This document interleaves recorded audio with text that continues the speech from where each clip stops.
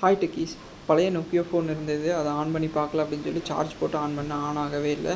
So அதை வந்து கழட்டி பார்க்கலாம் அப்படின்னு சொல்லிட்டு கழட்டினேன். உள்ளார வந்து பார்த்தா பேட்டரியெல்லாம் நல்லாவே இருந்தது. ஸோ அதுக்கப்புறம் சரி நம்ம ஸ்க்ரூவெல்லாம் ரிமூவ் பண்ணி பார்க்கலாம் அப்படின்னு பண்ணேன்.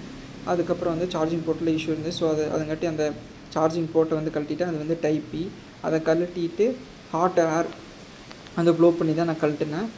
அது கொஞ்சம் நேரம் இது வரல. அதுக்கப்புறம் வந்து ட்வீசர் யூஸ் பண்ணி எடுத்துட்டோம். அதுக்கப்புறம் எடுத்துகிட்டு அந்த ட்ராக்கை வந்து க்ளீன் பண்ணிவிட்டு அதுக்கப்புறம் புதுசாக வந்து ஒரு டைப் பி கனெக்டரை வந்து நான் ஃபிக்ஸ் பண்ணிட்டேன். அது வந்து 15 ரூபா தான் அந்த டைப் பி கனெக்டரோட ரேட்டு. அதை ஃபிக்ஸ் பண்ணிவிட்டு கண்டினியூட்டி செக் பண்ணேன். கண்டினியூட்டியில் ஓகே நல்லாவே இருந்தது. ஸோ அதுக்கப்புறம் வந்து அதெல்லாம் ஃபுல்லாக கம்ப்ளீட்டாக வந்து அந்த கவரெல்லாம் போட்டுட்டு ஆன் பண்ணேன். ஆன் ஆயிடுச்சு. ஸோ இந்த ஃபோனில் எந்த பிரச்சனையும் இல்லை அப்படிங்கிறதான் புரிஞ்சுக்கிட்டேன்.